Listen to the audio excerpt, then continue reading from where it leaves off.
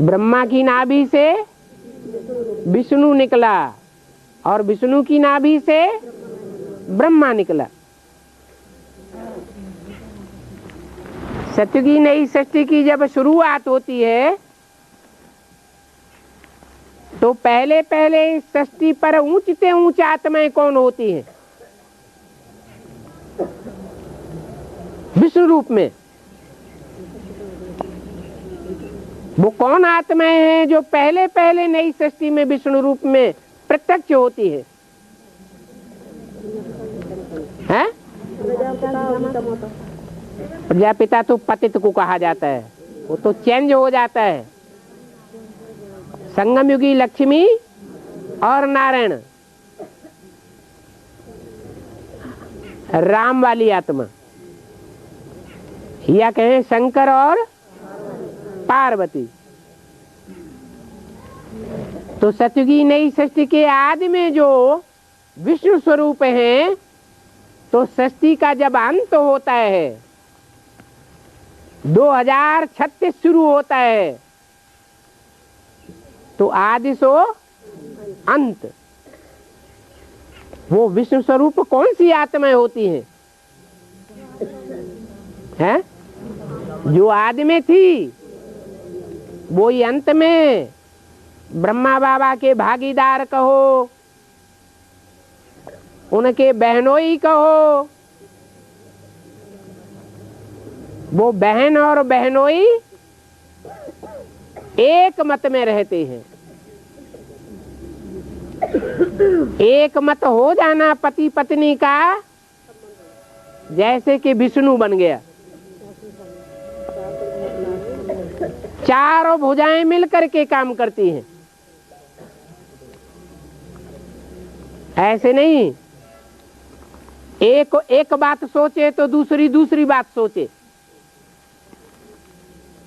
एक की दृष्टि एक तरफ जाए तो दूसरे की दृष्टि दूसरे चीज पे जाए।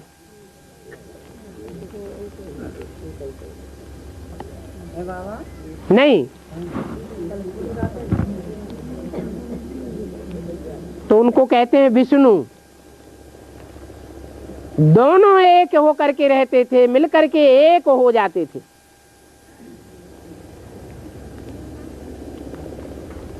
दादा लेखराज ब्रह्मा के जीवन में ये बात नहीं कही जा सकती।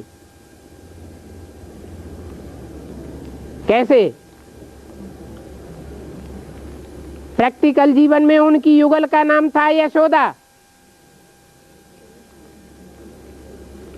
अगर यशोदा और दादा लेखराज दोनों ही एक ही स्वभाव संस्कार के थे,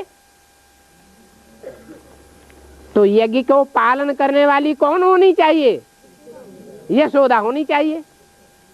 लेकिन यशोदा में वो शिफ्ट नहीं थी।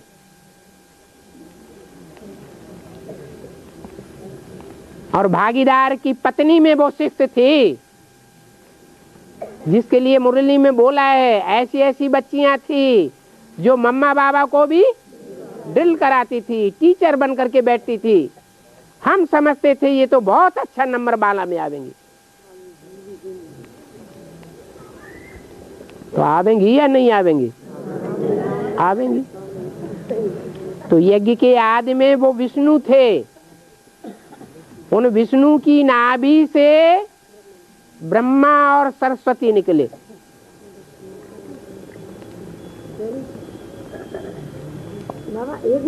फिर ब्रह्मा सरस्वती से, ब्रह्मा से क्या निकलता है? ब्रह्मा की नाभि से फिर विष्णु निकलता है। तो सन 76 की घोषणा कर दी, आने वाले 10 वर्षों में भारत से भ्रष्टाचार विकारों का अंत होने वाला है, लक्ष्मी नारायण का राज्य आने वाला है।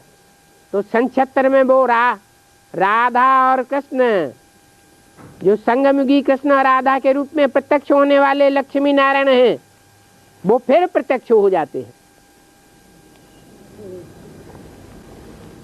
तो ब्रह्मा की नाभि से विष्णु निकला, विष्णु की नाभि से ब्रह्मा निकला। ये क्रम चलता ही रहता है शूटिंग पीरियड में भी।